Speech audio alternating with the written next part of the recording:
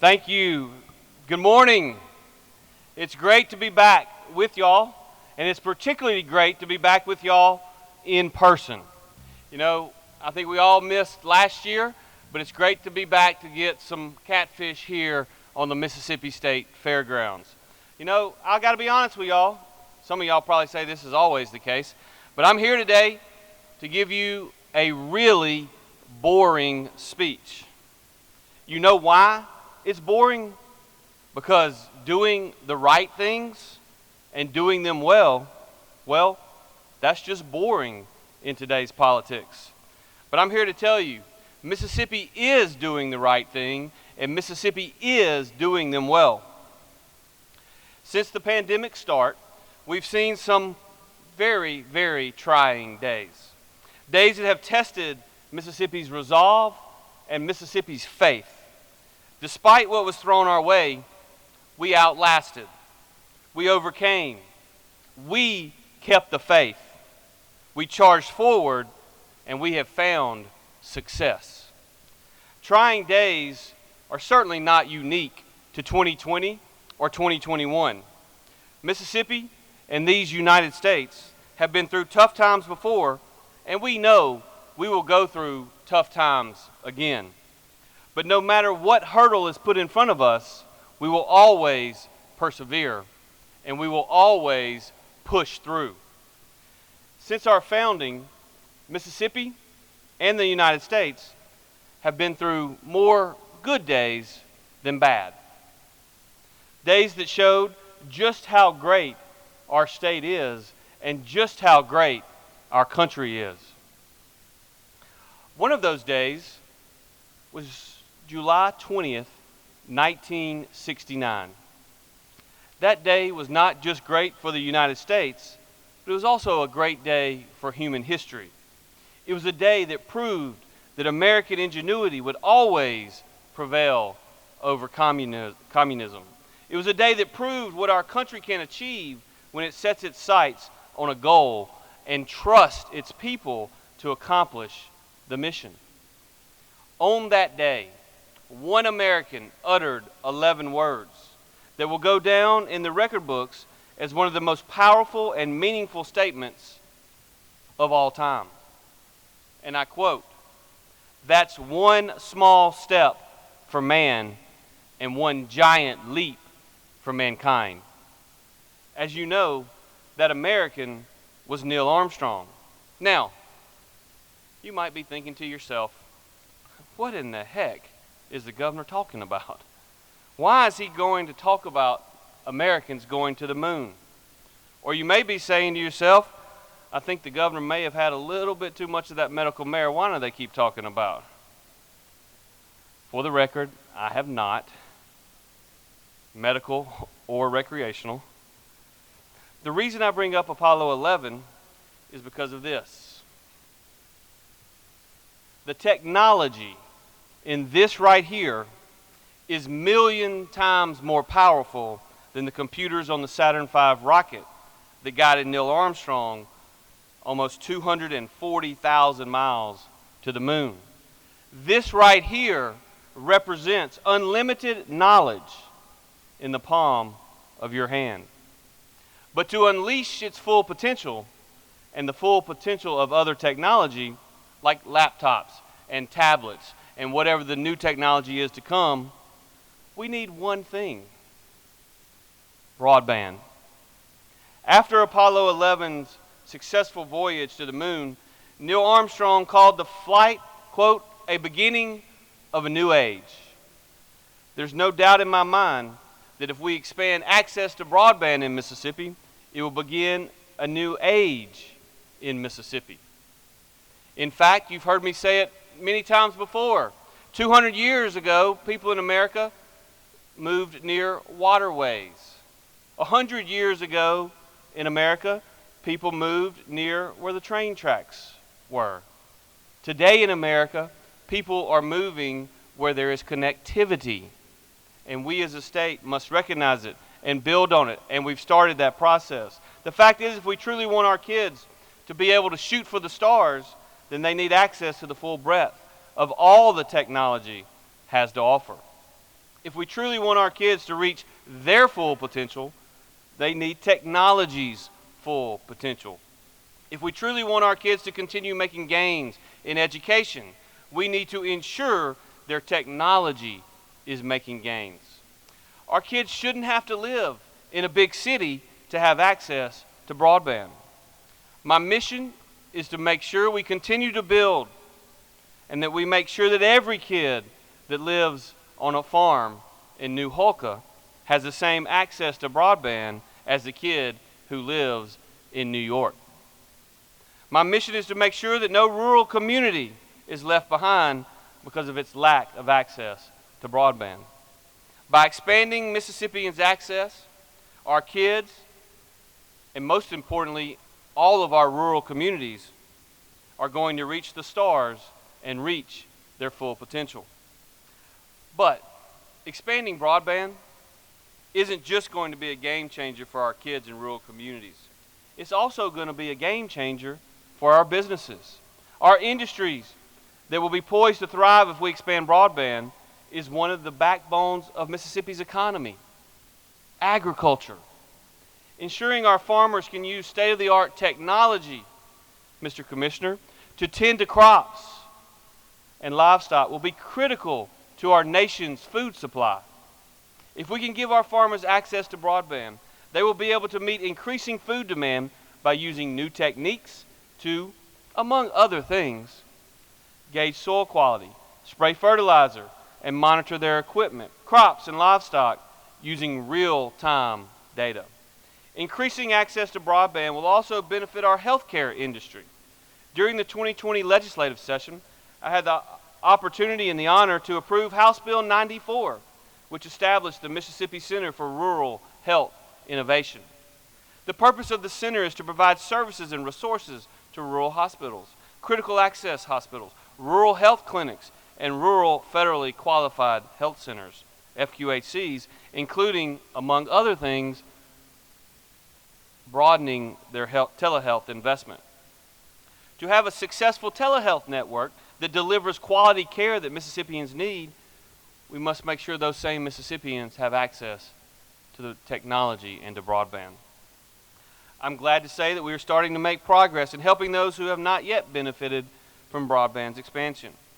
Working with the legislature, we allocated $75 million in CARES Act funding towards expansion and are working with experts in the industry across our state on a plan that will ensure an additional $162 million in the Capital Projects Fund are used effectively.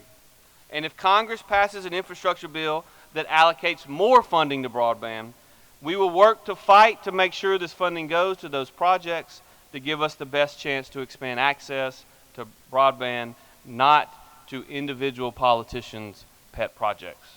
Now, what happens when we expand broadband? Who's going to maintain our broadband infrastructure? We must do everything in our power to ensure that Mississippi has access to a skilled labor pool capable of maintaining it. That's why I will continue to prioritize in my administration our state's workforce development efforts. Because expanding access to broadband alone isn't enough to put Mississippians on the path of economic prosperity. We must splice it with workforce training and workforce development. I'm proud of the fact that we worked with our legislative leaders, our speaker, our lieutenant governor, and others to revamp our workforce efforts. And as we speak, because of that, my administration and Accelerate Mississippi are exploring ways to increase the number of fiber technicians in our state. Fiber technicians that have the skills needed to splice glass for broadband lines. But that's not it. We're also training our workforce in areas that will further shore up our supply chain needs. This supply chain crisis at the Port of LA and other places is certainly bad for our country, but it presents opportunity for Mississippi. Once your product is ready to ship, Mississippi must have the personnel that is available to get it to its final destination. Accelerate Mississippi is currently focusing, for instance, on commercial trucking. Through Operation Diesel Tech, we are working with our community colleges to train more diesel mechanics. We're also looking at existing partnerships that, if given additional resources, could increase the number of Mississippians with a CDL. The more diesel techs and commercial truck drivers we have in Mississippi, the more trucks that will be on the road to ease our supply chain crisis. In the approximately 6 months that Accelerate Mississippi has been operational, we've already made tremendous progress. Just last week, it was announced that Northeast Community College received approximately $1.1 million to increase their heavy equipment operation, transportation, and commercial trucking driving program by 150%. Northwest also received $997,000 to grow their Diesel Technology Academy from 12 students per class to 40 students per class. These are people that when they graduate, we know they're going to have what's most important. Not only a degree, but a J-O-B. This is just the beginning, and there will be more to come. I'm committed to doing whatever it takes to continue to invest, to train our people for the jobs of the next 50 years, not the jobs of the last 50 years. And speaking of, it seems a lot of times when I post something to social media about our efforts to increase the number of commercial truck drivers, I receive a negative comment from somebody or some liberal troll. Now, I don't know about you, but I don't think there's anything wrong with training people for a job that offers above average pay and excellent benefits. Truck drivers make good money, and they get to live close to their family in places throughout our state.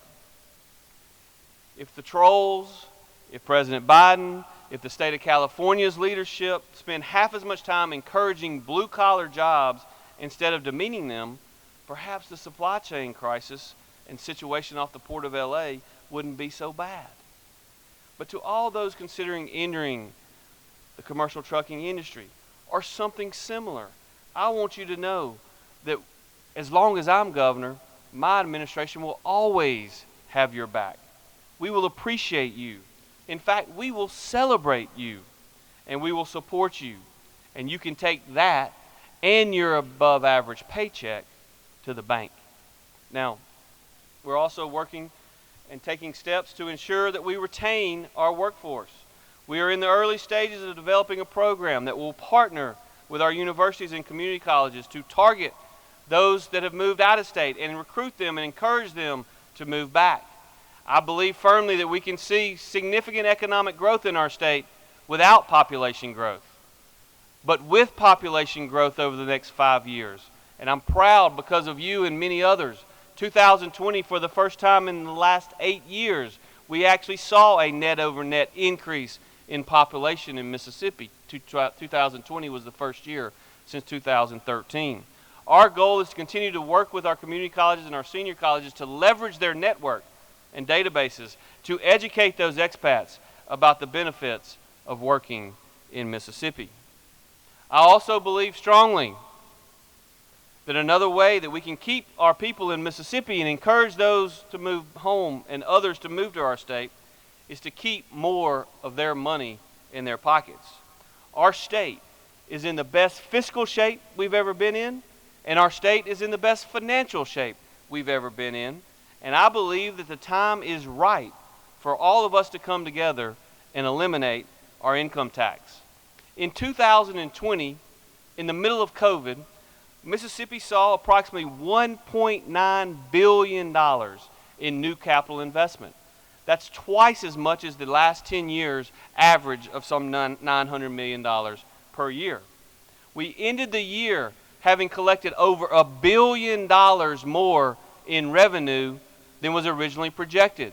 In the first 3 months of this fiscal year, we've ended the first quarter having collected over $300 million more a year than we anticipated in those 3 months, averaging again over $100 million a month more than we budgeted against. I believe firmly that if we want to remain competitive for economic growth and economic development with states like Florida and Texas and Tennessee, then we must be willing to compete with them.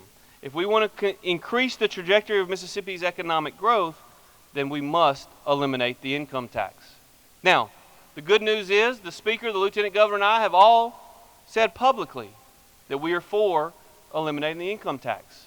Now, we just got to come together and find a way on how we're going to do it. As I've said before, and as I've said, will say again, I believe that we can eliminate the income tax without raising taxes on other people.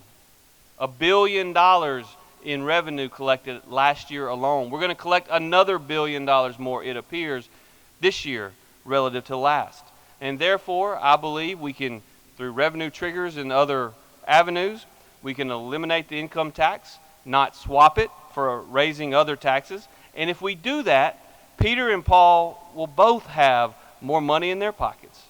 By eliminating the income tax, by not swapping it, Peter and Paul can both live in Mississippi, they can both work in Mississippi, and they can both raise a family in Mississippi.